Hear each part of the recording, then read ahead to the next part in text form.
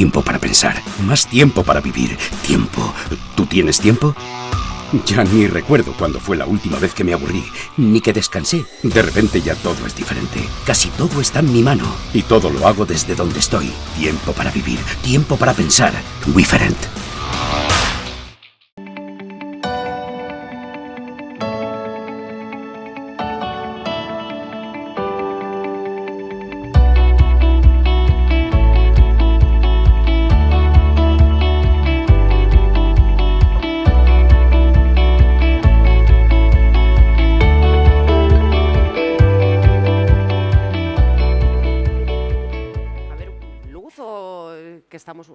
Vale, digo que estamos en confianza, pero igual un poco más de iluminación. Bienvenidos de nuevo, espero que hayáis disfrutado mucho el café y que estéis bien despiertos para la última parte, el último panel del día, en el que vamos a hablar de plataformas digitales, plataformización. Es cierto que es un tema que ya hemos tocado en el bloque anterior desde el punto de vista de la economía colaborativa, pero hay muchos más temas que abordar en el asunto de la plataformización, como contexto sobre todo, bueno, Facebook, por ejemplo, con su marketplace, los más conocidos, Amazon, Alibaba, sobre todo de venta al por menor, y vamos a intentar analizar un poco cómo nacieron, cuál era su misión inicial, en qué se han convertido, porque desde luego, como comentábamos antes, lo que nos está permitiendo las nuevas tecnologías es hacer cosas de formas nuevas, vender de otra forma. Entonces al final lo que estamos viendo es cómo estas plataformas están permitiendo que el pequeño comercio se expanda internacionalmente sin tener que escalarse a sí mismo, sino que es con un tercer partner, pero también estamos viendo pues, una disminución, o queremos analizar qué impacto tiene esto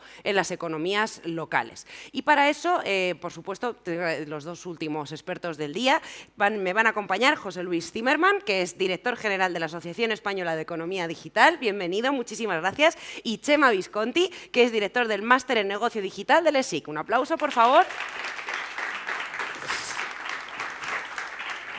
Muy bienvenidos a los dos aquí. Ya, bueno, estáis viendo que estamos como en casa, y en la conversación que hemos tenido antes, José María me ha dicho, no me llames José María, por favor, me llamas Chema, que si no siento que he hecho algo malo. Y por nuestra parte tenemos a José Luis, que nos va a dar un pequeño espectáculo en algún momento de pausa, que igual si le veis echándose unas pequeñas gotitas en los ojos no pasa absolutamente nada, ¿vale? Pero bueno, si lo veis, no os sorprendáis. Como dato personal de cada uno de los dos ponentes, me gustaría comentar, José Luis es experto en estrategia digital, innovación digital, ecosistema digital, marketing, Lean Six Sigma, si lo he pronunciado bien. No, ese es él. Yo creo que ese soy yo. Ay, pues tengo las bios al revés. me suena que sí soy yo. Me vais a disculpar que lo tengo al revés puesto. Vale, pues Chema, de su trayectoria, destaca la creación de proyectos de crowdsourcing y branded content y el desarrollo de una plataforma de e-commerce en el área industrial. Y por nuestra parte, con José Luis, a mí me ha gustado mucho cuando lo he leído que lo que destaca de su profesión es el hecho de haber ayudado a miles de empresas a crecer de una forma u otra, lo cual me ha parecido muy bonito. Bueno, estos son los dos ponentes del último panel y me gustaría empezar con la primera pregunta, un poco a nivel genérico. Vamos a empezar por ti, José Luis, si te parece bien. Vamos a hablar de las plataformas. ¿Nacieron para dar salida a un nuevo modelo de negocio o como respuesta a necesidades de los consumidores, y en qué se han convertido? Un poquito de contexto. Yo creo que no nacieron para dar salida a un nuevo modelo de negocio, son un modelo de negocio en sí mismas, ¿no? Uno de los aspectos bueno, más característicos del fenómeno de la digitalización, de la globalización, de la conectividad, es que se crearon o han escalado de una manera gigantesca estos modelos que lo que permiten es poner en contacto a dos lados del mercado, oferta y demanda, con todo lo que esto significa. Y se han consolidado porque tienen una enorme capacidad de crecer, con una enorme capacidad de escalar. Y estos modelos, además, o estas plataformas, operan en muy diferentes sectores. Si hoy, por ejemplo, Apple bueno, ahora no creo que le va a superar esta compañía petrolera, ¿no? Es la compañía más valiosa del mundo en bolsa, es fundamentalmente no solo porque es un fabricante de dispositivos, sino porque tiene un modelo basado en plataforma. Es decir, tiene un modelo basado en plataforma esencialmente, entre otros ámbitos de su actividad, por iOS, ¿no? por el sistema operativo. Y eso es lo que de alguna manera, ha catapultado a una compañía, por ejemplo, como Apple, a tener este tamaño. Entonces, a lo que voy es que es el fenómeno, es el entorno de la digitalización, este mercado global, la conectividad, los entornos móviles, lo que han permitido que todos estos modelos hayan escalado. Luego el efecto de el impacto de los efectos de red para que también crezcan, que creo que esto se ha comentado anteriormente. Entonces, estamos hablando de un modelo de negocio, de una forma de gestionar un negocio que empieza a ser, desde mi punto de vista, predominante. Y, de hecho, incluso hay empresas que podemos llamar podemos llamar tradicionales, que se autodenominan a sí mismos como plataformas, ¿no? Estamos viendo, por ejemplo, cómo los operadores huyen quizás de ese modelo, de esa denominación tradicional vinculada únicamente a proveer servicios de telecomunicaciones y se llaman a sí mismos plataformas, donde lo que hacen es prestar servicios intermediando en el mercado entre una oferta y una demanda. Esa oferta a veces puede ser suya, pero también obviamente de otros, y es lo que estamos ahora mismo viendo. Y cada vez hay mayor presencia de todo esto. Y desde mi punto de vista, por ejemplo, ahora mismo, pues de las compañías más grandes del mundo, las compañías públicas, pues todas responden de una u otra manera a este modelo de plataforma. ¿Chema? Pues básicamente estoy de acuerdo con José Luis. Conceptualmente las plataformas digitales son tributarias de las plataformas anteriores. Es decir, oferta y demanda necesitaban la intermediación y el mercado, la plaza, ya respondía a ello de alguna manera, ¿no? El cisne negro que para mí lleva consigo la plataforma digital es que había una necesidad crítica que era gestionar mejor la información. En las plataformas analógicas hay una asimetría de la información que hace que sean subóptimas las soluciones. Es decir, tanto la oferta como la demanda tienen que consumir mucho tiempo en identificar cuál es el portfolio de oferta que hay, cuáles son los precios, cuáles son las alternativas, cuál es el proceso de negociación. Y yo creo que el gran cisne negro de las plataformas digitales ha sido precisamente dar respuesta a ese estado subóptimo que había en el mundo analógico. Yo creo que han confluido básicamente dos cosas. Por un lado, un nuevo proceso de management que es implícito en la economía digital, y es que, más allá de ver mercados, lo que vemos son entornos que son ecosistemas, que es un concepto mucho más amplio, y yo creo que el modelo de negocio se apalanca mucho en la estrategia propia, ¿no?, de la economía digital.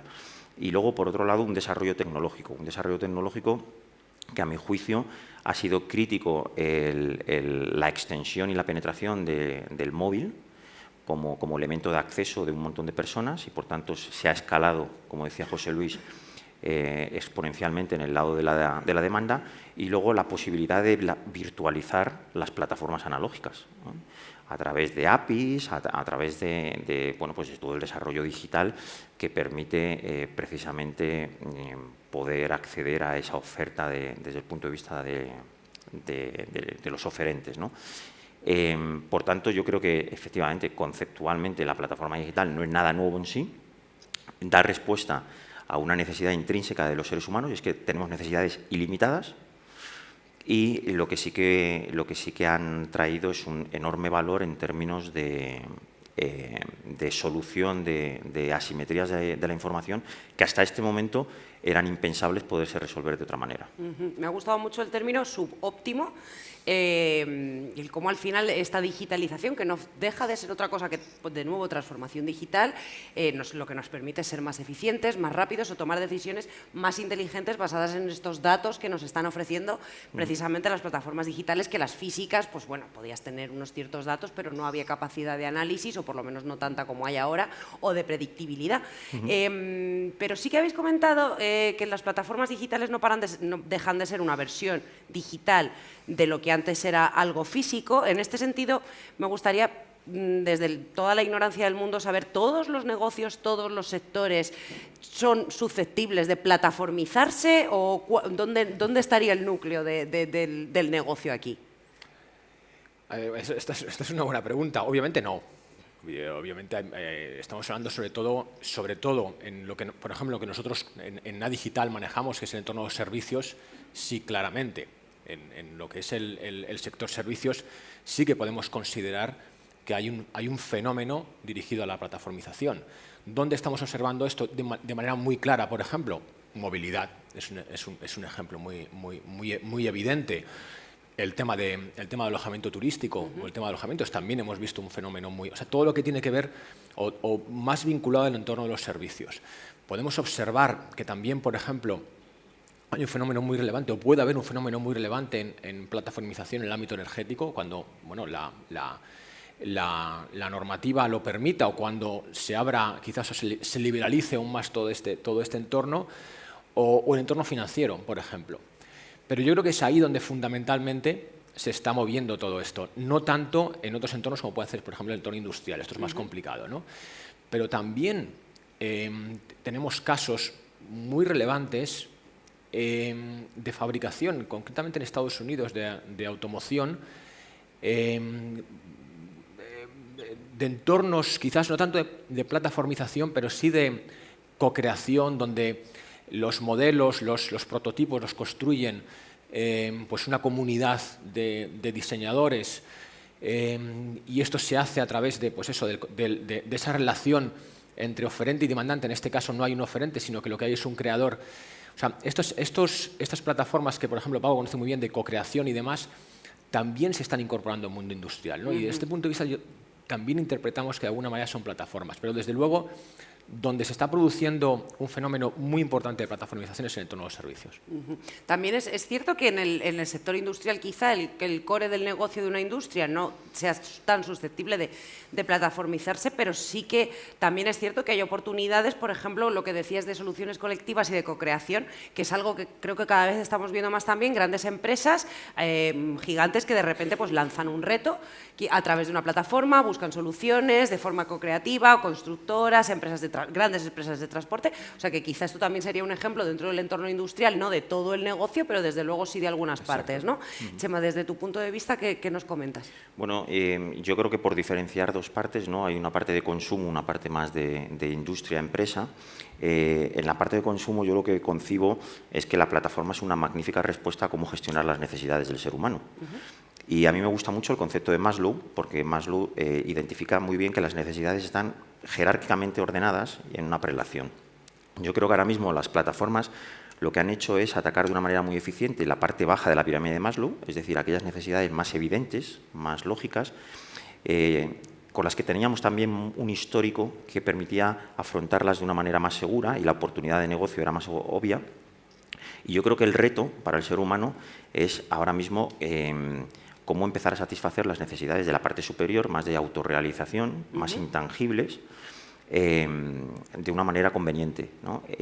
Al entrar me hacían una pregunta y me decían, oye, ¿cuál es el gran reto de la economía para el ser humano? Y yo creo que la economía digital nos tiene que liberar de esa distribución de tiempo-trabajo que tenemos ahora mismo, de 5 días de trabajo, 2 días de ocio, y yo creo que tenemos que ir hacia algo que sea óptimamente al revés, si me apuras, es decir, que tengamos mucho más tiempo de ocio, que tengamos más necesidades de autorrealización, y la plataforma, yo creo que o la plataformización digital va a terminar dando respuesta a esa parte en la esfera personal. En la esfera profesional o en la esfera más de empresa, yo creo que hay más dificultades. El proceso de identificación de las necesidades es más complejo y por eso ahora mismo no hay muchos casos, pero yo creo que en el futuro va a haber enormes oportunidades y el proceso de aprendizaje que estamos viviendo con el consumidor y con el usuario lo vamos a poder trasladar al mundo de la empresa, sin dudar.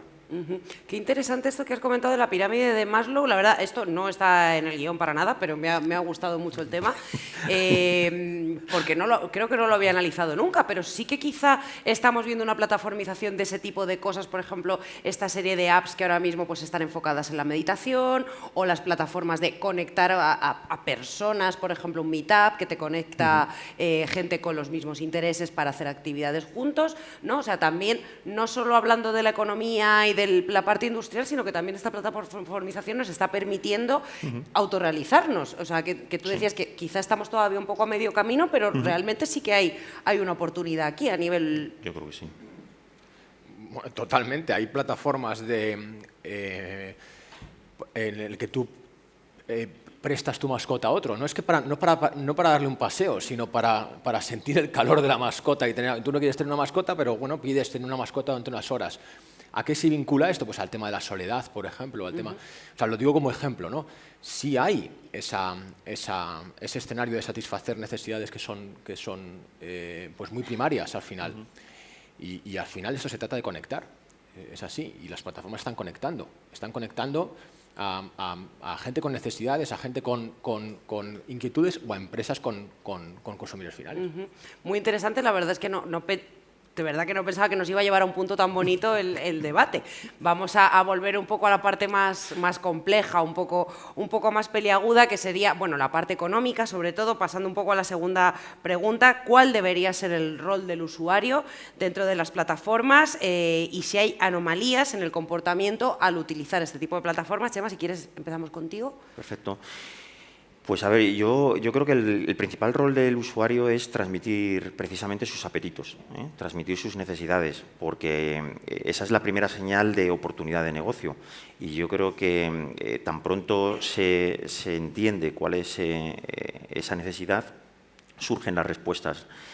En segundo lugar, yo creo que el usuario, ya desde hace un tiempo, hablamos cada vez más de prosumer, porque yo creo que hemos entendido que el usuario y el cliente de una plataforma ha abandonado el habitual rol pasivo de esperar a que llegara la oferta y elegir entre la oferta, y desde hace tiempo pues ya vive en un proceso de crowd, ¿no? De quererse meter en la cadena de valor incluso de la compañía y que la plataforma sea casi un vehículo para poder entrar en esa cadena de valor de la oferta, y por eso vemos crowd thinking, crowd curation, crowdsourcing, vete tú a saber, ¿no? Muchas cosas.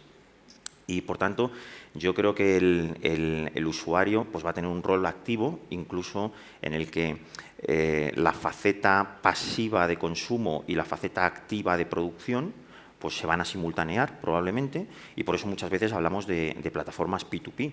Antes, cuando estábamos mencionando lo de la autorrealización, por ejemplo, una plataforma de relaciones personales no deja de ser eso. Hay gente que necesita amor y hay gente que da amor. Y se ponen de acuerdo. Por eso yo creo que el rol activo... Esto suena un poco raro, vamos a centrarnos en las mascotas porque ha sonado a lo que no es. Y, bueno, pues ya por poner un ejemplo, por tanto yo creo que eso es importante. Y luego, desde el punto de vista... quizá el consumidor y el usuario no es consciente del protagonismo que tiene en el valor económico que puede tener la plataforma, ¿no?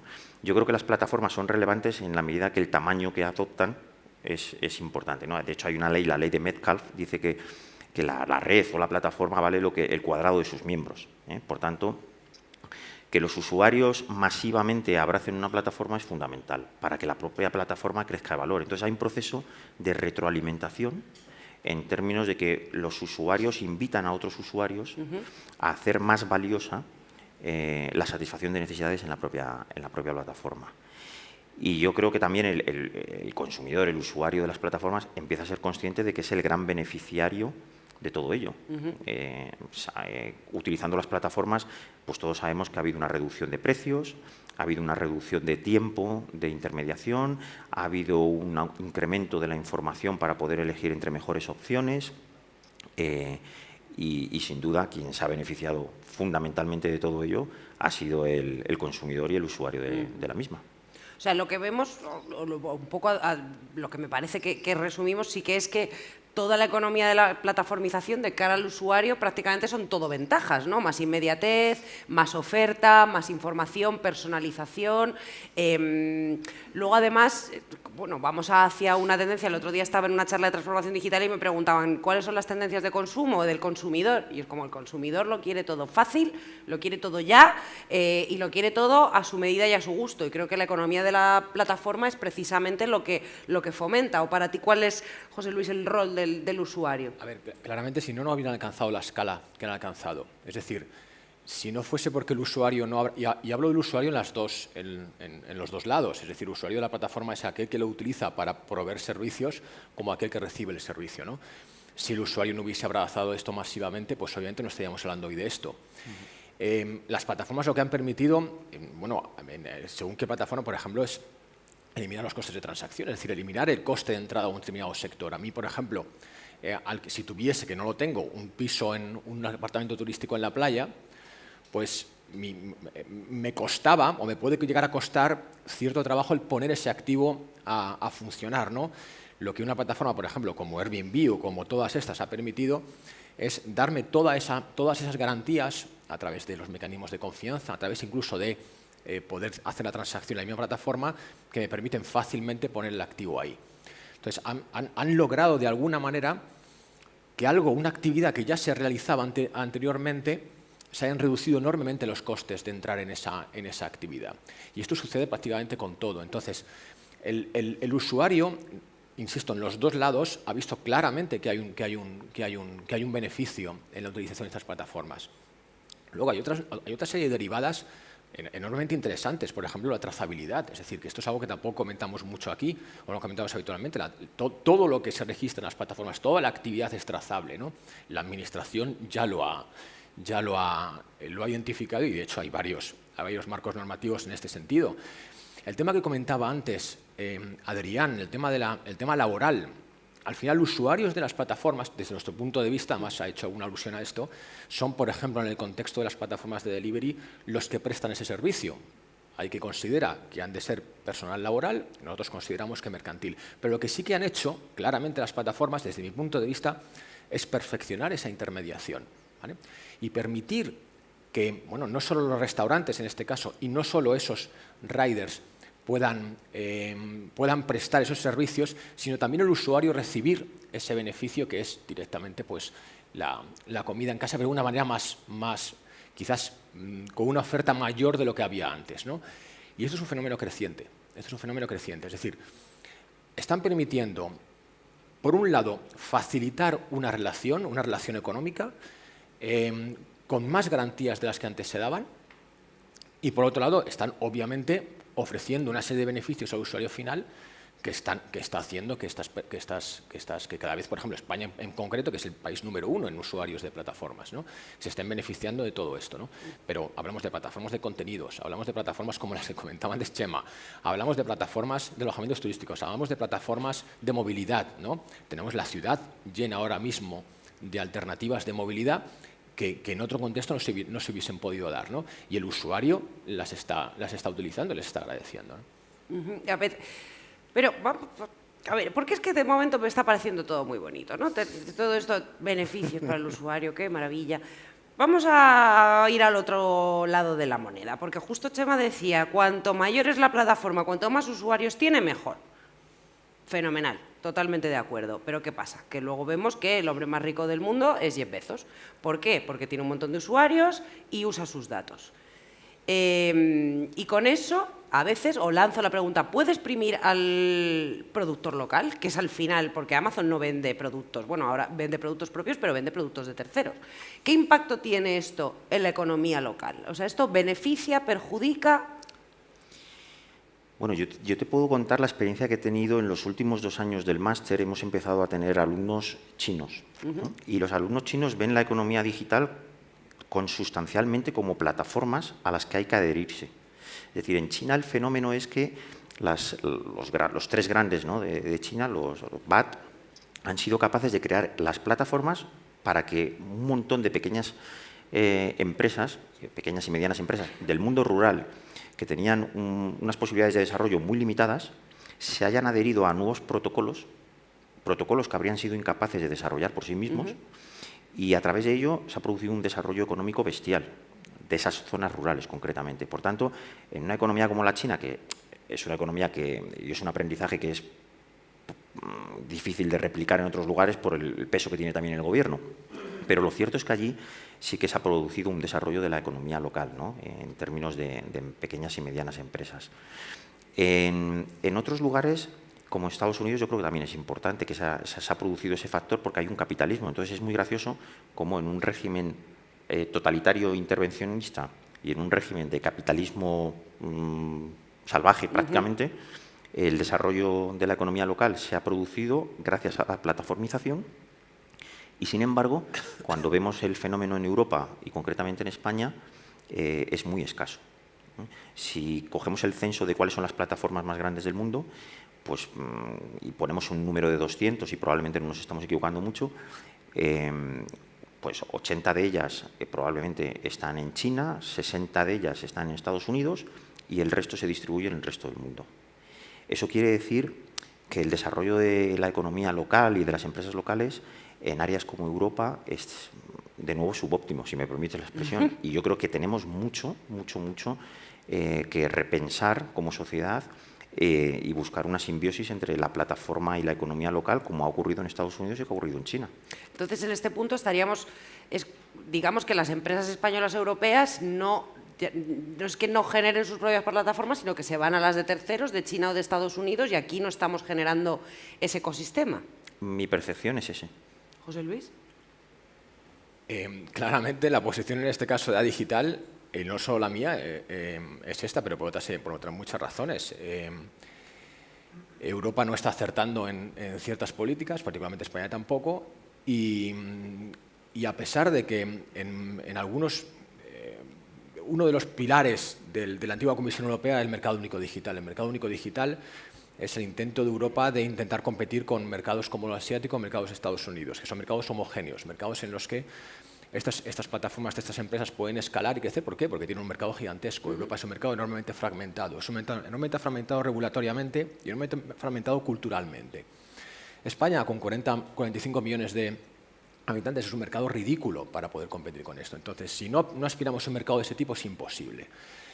En este contexto, nosotros somos enormemente pesimistas. Es decir, si el objetivo es que en Europa surjan compañías que puedan hacer frente puedan competir a la misma escala que lo hacen otras, pues yo creo que vamos a esperar sentados. En España, por ejemplo, y lo digo, no sé si aquí voy a meter algo de polémica, tenemos una compañía particularmente dedicada al ámbito de la movilidad, que al fin y al cabo está compitiendo con una gran compañía con muchísimo más músculo como puede ser Uber. Me estoy diciendo Cabify, ¿no? Y Cabify lo único que recibe en España son bofetadas. Y esta es la realidad. Lo pongo como ejemplo, ¿no? Entonces, sí, claro. O sea, aparte del contexto que está cambiando radicalmente y que obviamente hay plataformas que, insisto, nacen en esos mercados homogéneos, como puede ser China, gigantescos, como puede ser Estados Unidos, es que aparte aquí nos están dando las condiciones para que esto suceda, ¿no? Entonces, sí. A tu pregunta antes de cómo afecta esto al mercado local, vamos a ver. Si vosotros habláis, por ejemplo, sin ir más lejos, porque nosotros hemos tenido esta experiencia con el mercado de La Paz de Madrid, te va a decir, pues estamos vendiendo en Amazon, pues no sé, entre todos los comerciantes, no sé, 10, 12 millones de euros anuales, ¿no? Sin esto, o sea, ellos han encontrado una manera de poner sus productos en valor. En un contexto anterior, donde también, por ejemplo, esos productores fuesen a vender en el ámbito de la distribución tradicional, también se encontrarían con que habría una serie de actores dominantes que también bien plantearían ciertas condiciones que les dificultarían entrar en el mercado. Me refiero a la gran distribución tradicional, como El Corte Inglés, como un Mercadona, etc. Es decir, estas condiciones siempre han existido. Una cosa es que exista una empresa dominante y una cosa es que abuse de esa posición dominante, ¿vale? En el ámbito, por ejemplo, del delivery, de las plataformas, ahora mismo prácticamente quiero recordar que el 25% del volumen de negocio de restauraciones es delivery. Sin las plataformas de delivery, estos restaurantes no tendrían esta oportunidad de poder potenciar. Y estos son comercios locales. Aparte, muchas plataformas de delivery no solo reparten restauración, sino que también reparten otro tipo de negocio, floristerías, por ejemplo, otro tipo de... Ese tipo de plataformización o ese tipo de marketplace, por ejemplo, que también que podemos considerar una empresa de delivery, está potenciando claramente el comercio local. Vale. A ver, os voy a contar una conversación que tuve con un amigo y me gustaría que me dierais vuestro punto de vista. Me tenía que comprar unos auriculares para el móvil y digo, bueno, pues me bajaré a la tienda de abajo y los compro. Y me dijo un amigo mío, no, mira en Amazon que tienes un montón de opciones, te lo traen a casa en 2 días y además te lo traen gratis. Y yo le dije, no, pero yo prefiero irme a la tienda de abajo y fomentar pues un poco la economía local. Ahí se quedó. ¿Qué opináis de esto? Que al final es la realidad del consumidor a la hora de decidir, ¿me voy a la tienda de abajo y fomento el consumo local o lo compro por internet y me ahorro 2 euros y me lo traen a mi casa? A ver, yo creo que el consumidor y el usuario cada vez es más solidario, cada vez es más altruista, y cuando vemos algún análisis de generaciones nuevas tipo millennial, centennial, lo que vemos es que las variables de altruismo y de solidaridad son más altas que en otras generaciones. Por tanto, yo creo que socialmente vamos hacia eso. No obstante, todos somos egoístas en el sentido de que queremos una satisfacción plena de nuestras necesidades. Voy a poner en contexto esto con una falla que yo creo que es fundamental en las plataformas comentar. Antes hemos dicho que la plataforma era una buena respuesta a la asimetría de la información. pero el efecto perverso es que crea también un sesgo de información. Es decir, la plataforma busca satisfacer tan previsiblemente las necesidades que todos estamos perfilados. Y, por tanto, todos encontramos respuestas muy previsibles a nuestro perfil. Tanto es así que muchos usuarios de plataforma están empezando a utilizar los buscadores de las plataformas en vez de buscadores generales. Y eso da pie a un individuo con una capacidad de sorpresa cada vez más reducido, porque la plataforma, por un lado, estandariza la oferta de productos, aunque es muy amplia, pero se estandariza, y por otro lado, estandariza los perfiles de los usuarios. Yo creo que la economía local es una de las grandes soluciones a este problema. Es decir, la capacidad de ofrecer sorpresa, de ofrecer productos únicos, singulares, que se dan porque proceden de una región de Yugoslavia o de una región de España y que no se pueden dar en otros lugares del mundo, es una forma de enriquecer el valor también de la plataforma. Es decir, la plataforma es valiosa en la medida que haya una comunidad muy grande, pero también en la medida en que haya soluciones que tengan esa capacidad de sorpresa para satisfacer plenamente pues esas demandas, ¿no? Y esas expectativas. Y, por tanto, yo creo que tiene un encaje natural las economías locales como un ingrediente de innovación prácticamente natural, ¿no? De alimentar un long tail de opciones que se pueden terminar convirtiendo luego también en estándares. Qué interesante esto. Yo, a ver, lo que comentabas antes de comprar o no comprar el producto abajo, lo primero, yo también creo que el consumidor, bueno, primero el consumidor tiene mucho más poder del que normalmente le otorgamos y que posiblemente nuevas generaciones sean más conscientes de la manera en que quieren consumir, por ejemplo, del impacto que tienen sus decisiones de consumo. Esto vaya por delante. Pero tú has utilizado un tipo de producto que quizás, porque esto todo depende un poco de lo que vayas a comprar. Estamos observando cómo están proliferando, por ejemplo, las tiendas de las grandes marcas de distribución en los barrios, que cada vez abren con horarios más amplios y que los tienes prácticamente en la puerta de tu casa. Donde yo vivo, en el centro de Madrid, hay un Carrefour, un Lidl debajo, ¿no? ¿Qué tienen características? Pues que abren lunes a domingo y abren hasta las 12 de la noche y, en el caso del Carrefour, 24 horas, ¿no? ¿Por qué? Vamos a ver, si yo voy a hacer una compra masiva, obviamente, seguramente yo no me voy a desplazar al hipermercado o al supermercado o al gran centro comercial que tenía Carrefour afuera, porque eso es una estupidez, no digo claramente, o sea, si lo voy a recibir prácticamente en 24 horas.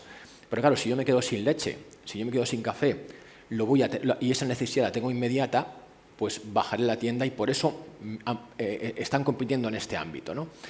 ¿Eso es o no es comercio local? Porque luego está la gran discusión y son estos comercios y no Amazon el que está reventando el comercio de barrio. El comercio evoluciona. Esto es una obviedad, ¿no? Sí. Habrá cierto tipo de producto que obviamente ya no consumas en este tipo de comercio, ¿no? Física, sí. Los despachos de pan ya no existen, las lecherías no existen, las casquerías, bueno, ahora sí alguna, ¿no? Pero, quiero decir, todo esto va a evolucionar. Habrá otros que no nos gusta que haya una franquicia, que no nos gusta que haya un Carrefour, esto es otra historia, pero no tiene que ver única y exclusivamente con el fenómeno de la plataformización. Tiene que ver seguramente con lo que es el comercio electrónico, posiblemente sí, pero lo que estamos observando es un cambio enorme en la manera en que estamos consumiendo, por ejemplo, entre los entornos urbanos. Y lo tenemos en la calle, pero no es solo por el impacto de un Amazon o el impacto de un Alibaba, ¿no?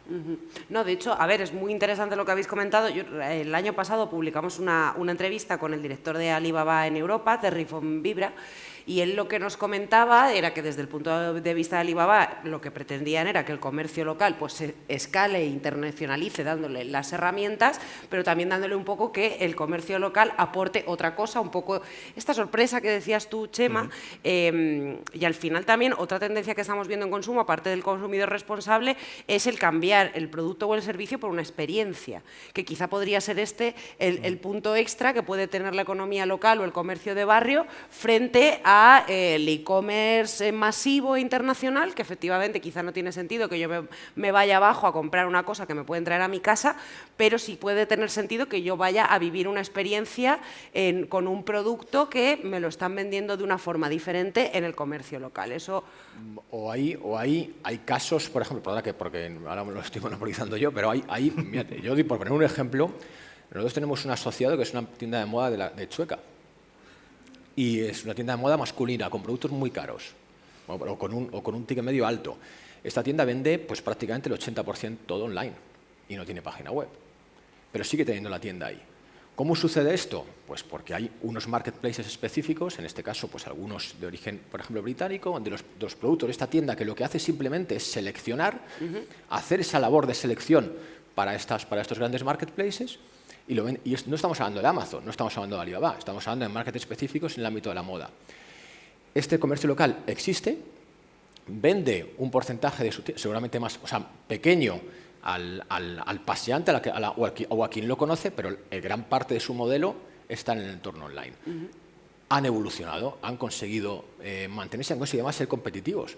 Y estamos hablando de un marketplace que es un distribuidor de un distribuidor, es decir, ahí en cada uno de estos escenarios se va perdiendo margen, ¿no? Pero sin embargo con el suficiente margen como para poder tener un negocio viable. ¿Chema? Pues a mí me ha recordado un poco esto los movimientos de Amazon, ¿no? Amazon ha sido la gran sublimación de la plataforma digital, ha sido capaz de interiorizar incluso su propio SITIC y luego convertirlo en un modelo de negocio que ofrecer a los demás, y ahora parece que está volviendo, ¿no? Que está volviendo a reconciliarse con el mundo offline también y que está buscando también el punto de venta para tener cercanía o para tener trato personal también con los consumidores. Yo creo que parecía que había un fenómeno de reemplazo, parecía que la plataforma era la solución que reemplazaba lo que había, y yo creo que probablemente ahora estamos empezando a vivir las primeras experiencias de encaje, ¿no? De buscar cada uno el espacio natural que conjuntamente dan un valor superior. En medio, además, han aparecido nuevas tecnologías interesantes, como es la realidad aumentada, la realidad virtual, que yo creo que conectan bien ambos mundos. Y yo creo que en la plataforma tenemos que encontrar también el encaje para este tipo de cosas, de tal manera que un producto físico pueda tener capas digitales que lo conviertan en una experiencia.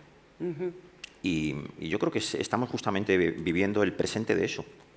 Sí, porque puede parecer, y como yo creo que a veces la sociedad se comporta un poco de esta manera, o por lo menos en esta última época en la que estamos, que es como que sale una tecnología nueva, nos vamos corriendo a ella, nos olvidamos de todo lo anterior y luego nos damos cuenta de todos los beneficios que realmente también tenían los modelos anteriores. Y esto está pasando no solo a nivel plataforma, sino con todo el modelo de consumo, pues ahora el slow cooking, el slow moving, pues volver un poco también al mundo tradicional, se está recuperando. Lo que has dicho de las panaderías, que además yo creo que no es cierto, o sea, que está volviendo la panadería, el doble de cara que antes, eso sí que es verdad, pero está volviendo. Entonces, creo que es muy interesante este sentido de la plataforma, nos aporta una serie de cosas, sobre todo veo mucho beneficio para el usuario, en el sentido de la personalización, la inmediatez y la cantidad de oferta, y cómo se combina esto con la parte más local o más física de la experiencia, ¿no? Sería...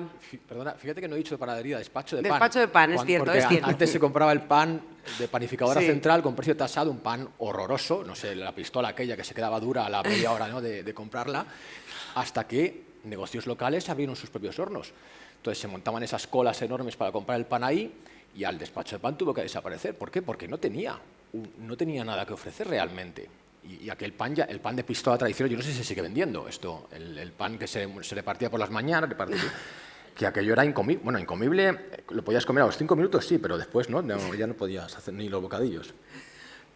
Hay un tema que no hemos tocado, pero creo que también debería ser un poco el núcleo de toda la evolución económica y tecnológica que estamos viviendo.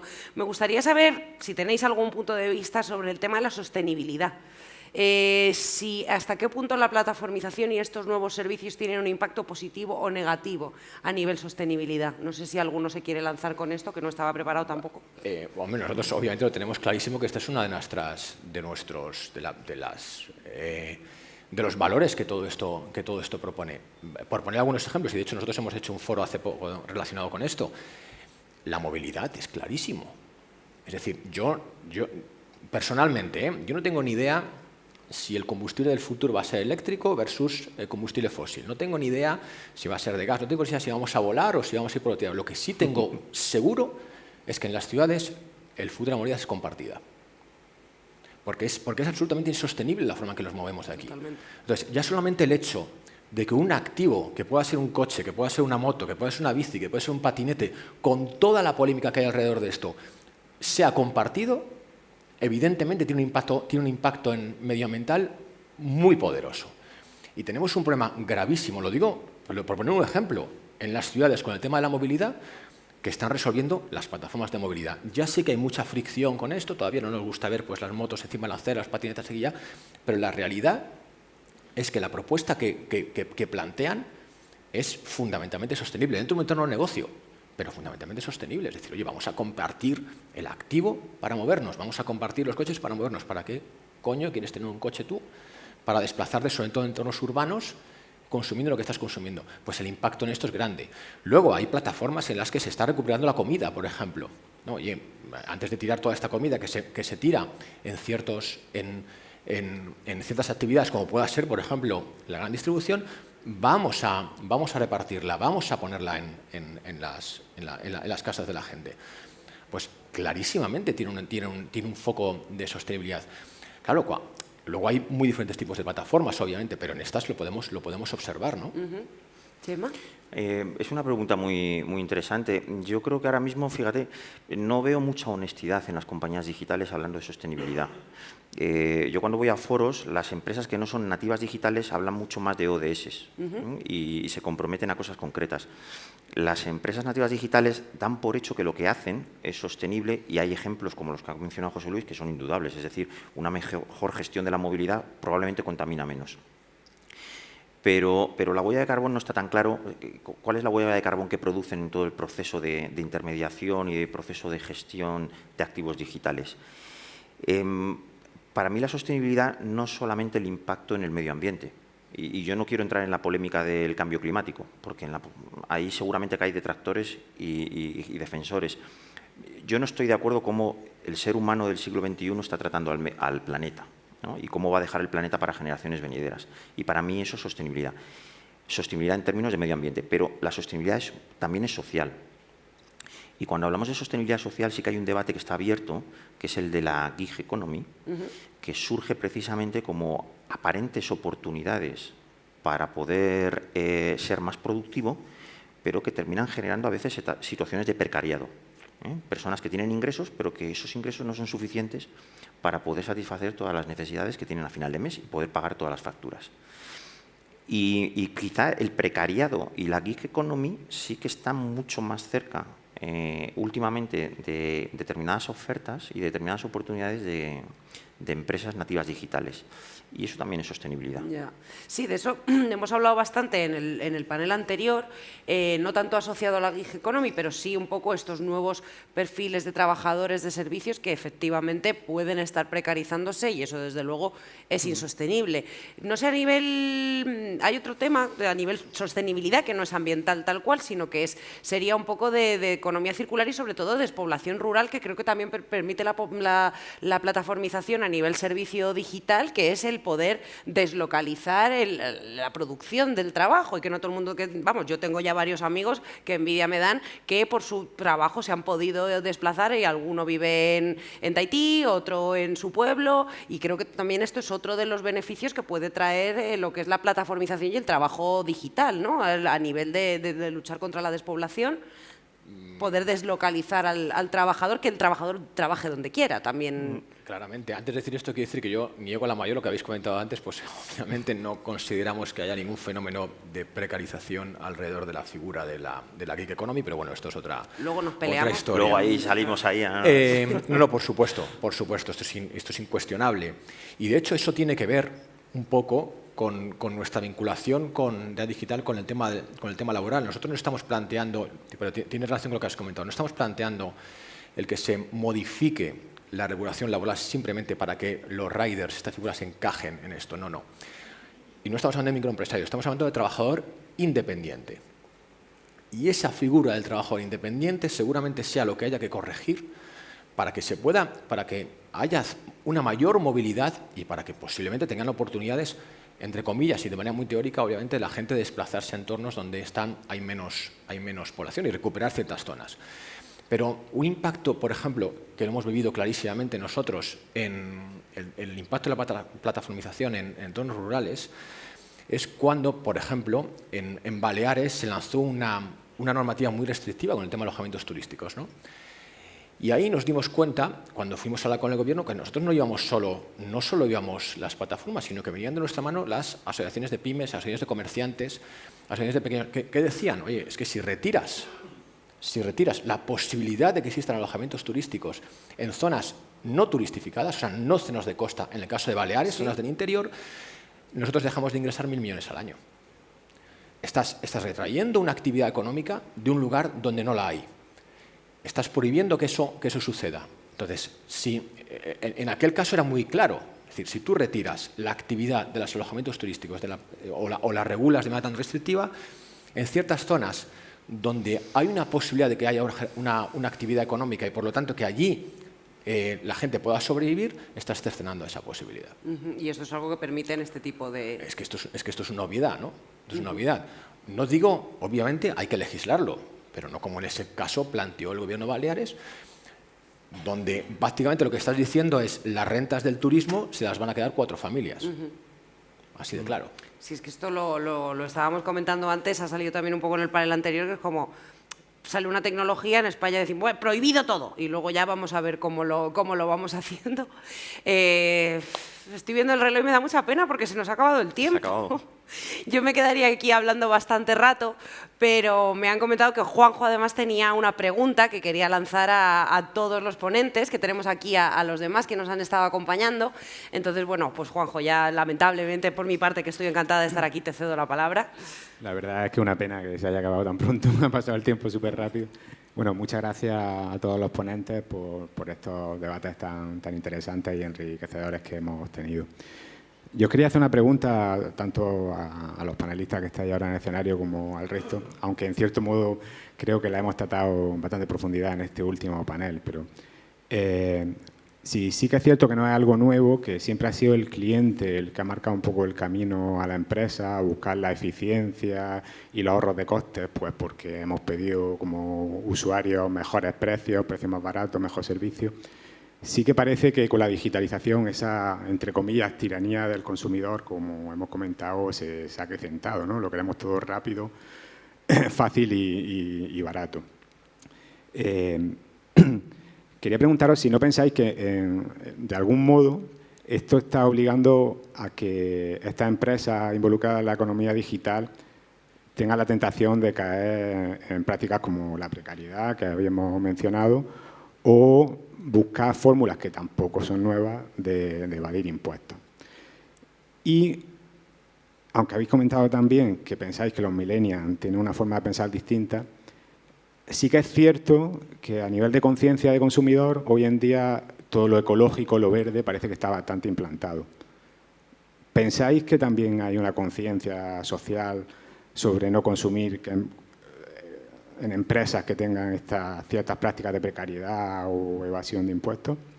Y por último, por terminar, siguiendo con el tema de los impuestos, y también sabemos que no es nada nuevo, de siempre las empresas han tratado de pagar los menos impuestos posibles, pero sí que es cierto que por los volúmenes tan importantísimos que están adquiriendo este tipo de plataformas, pues en países como España, ¿pensáis que puede llegar a impactar en el estado del bienestar, que quiera que no se mantiene muy importantemente a través de los impuestos que pagan estas empresas? Bueno, Juanjo nos ha lanzado bastantes preguntas. Para hacer una pregunta. Como por aquí somos 3, a vosotros os dejo para el final si queréis. Como estamos nosotros aquí, entre vosotros empezáis. Ya decidid quién, a mí me da igual y ya pasamos a los compañeros de la silla. Pues vamos Venga, a ver, Chema. es una pregunta tremenda, ¿eh? No te apago 45 minutos más. Claro, yo partiría por aclarar una cosa. Yo creo que los pecados capitales los traemos nosotros, la naturaleza humana, y la economía digital no ha aportado ninguno nuevo. Y a veces ese debate no está claro, ¿eh? A veces se le achaca a la economía digital nuevos pecados, yo creo que no. Yo creo que lo que sí que hay es un nuevo espacio de diálogo con esos pecados, ¿eh? Y hay una nueva, y es verdad que hay mucha ignorancia. Tendemos a pensar que los millennials son nativos digitales porque han nacido en contacto con un móvil, y yo creo que ser usuario de una tecnología no significa que domines la tecnología y domines los efectos secundarios, las externalidades que implica. Y yo creo que en eso hay muchísima ignorancia, muchísima. Y además hay un marco jurídico que está por detrás, es decir, siempre el marco jurídico ha estado por detrás, pero nunca ha estado tan por detrás como ahora. El fenómeno real y su regulación se han distanciado más que nunca. ¿Eso qué implica? Pues que igual que somos beneficiarios desde el punto de vista del consumo de muchas cosas, también tenemos que ser responsables de todo esto.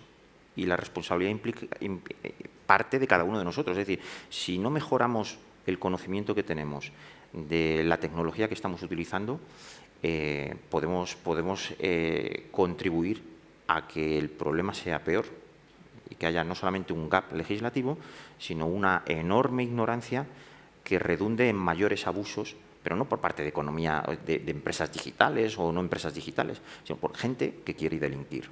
Como siempre ha habido en toda la sociedad, en todos los tiempos, ha habido gente que ha querido delinquir, ha querido hacer trampas. Ahora hacer trampas es mucho más complejo, es mucho más difícil de identificar, es mucho más difícil estar protegido de ello, y yo creo que la única solución es mejorar la educación digital de las personas. Muy interesante. A ver, yo creo que, en primer lugar, una cosa es evasión fiscal, otra cosa es elusión fiscal, porque has hecho una cosa, obviamente, uno es un delito, lo otro es, al fin y al cabo, lo que hace no cualquiera, pero sí es verdad lo que se da en un entorno de empresa multinacional, que es el aprovechamiento, la optimización de esas prácticas fiscales.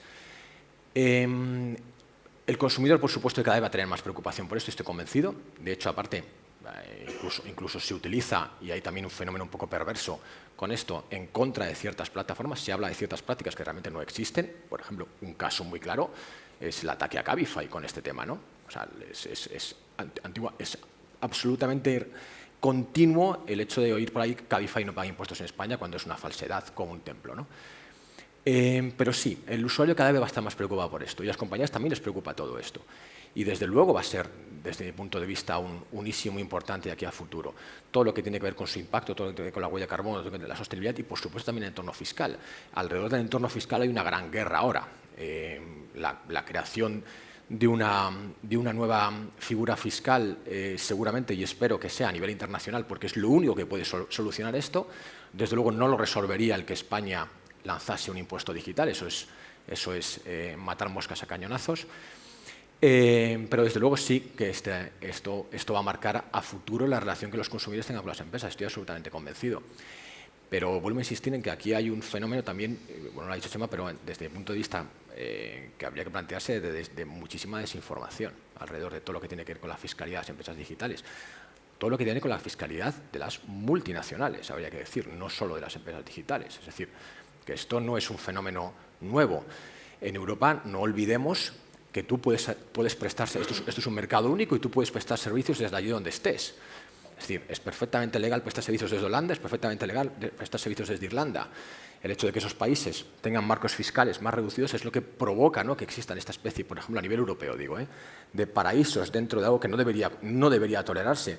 Pero luego, cuando tú le dices a Irlanda eso, te va a decir, ya, pero si nosotros no competimos en esto, ¿quién va a venir a trabajar a Irlanda, ¿no? ¿Quién va a venir a trabajar a Dublín con 360 días de nublados y de lluvia, ¿no?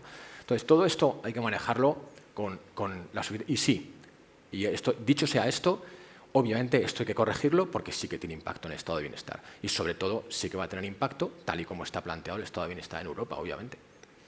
Gracias. Pues ahora pasamos a la grada. Bueno, yo creo que hay dos conceptos diferentes que son importantes y que para mí me gustaría remarcarlos.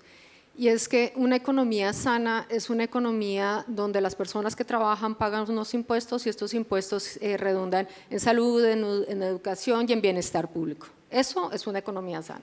Una economía no sana es donde el gobierno solamente está proveyendo, pero una economía sana es donde todos estamos pagando sus impuestos y eso redunda a la ciudadanía. Ahora, del otro lado del consumidor, yo creo que cada vez más el consumidor de plataformas parece que tuviera un déficit de atención, porque quiere todo rápido, todo gratis y todo sin problema. Y como dice el CEO de Apple, si tú estás en una plataforma y no estás pagando por ese servicio, posiblemente es que tú seas el producto de ese servicio.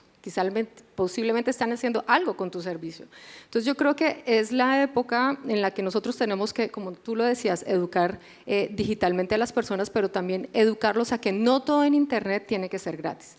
que si nosotros estamos pagando por un servicio es porque posiblemente vamos a tener muchísimo mejor servicio, vamos a tener un servicio 24/7, porque vamos a tener detrás un respaldo en seguridad, porque vamos a tener un respaldo en todo lo que nos pueda representar beneficios para nosotros. Entonces yo creo que hay falta de una educación digital de ambos lados.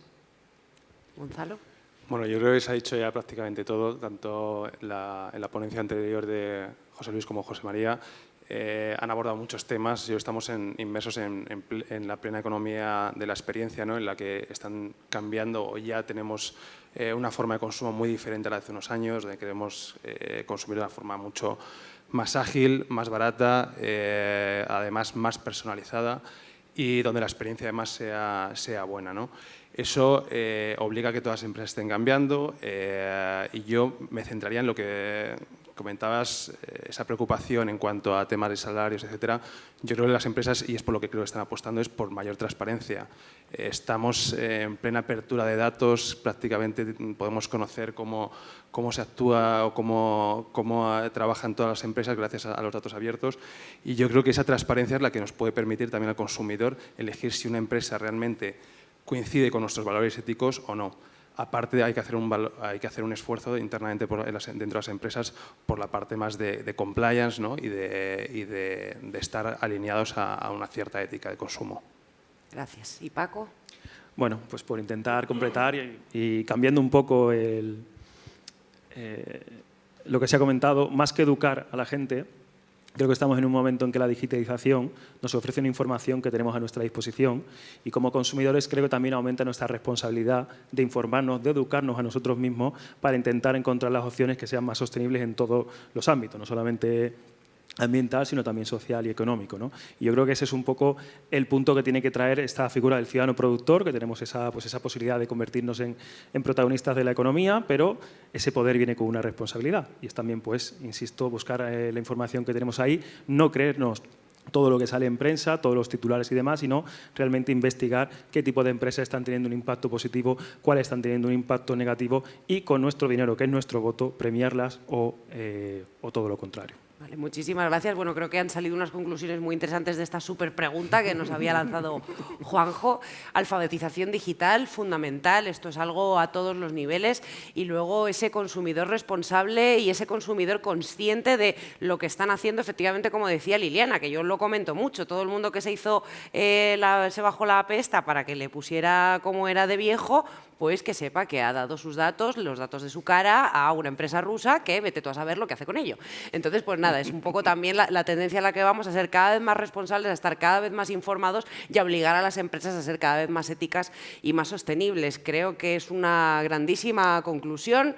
No sé si alguien quiere aportar algo más, pero creo que nos vamos con algo muy bonito. Así que si ya nadie tiene nada más que decir, muchísimas gracias a todos. Espero que hayáis disfrutado muchísimo y ya está. Un placer, que nos vamos a casa. Muchísimas gracias. Gracias a todos.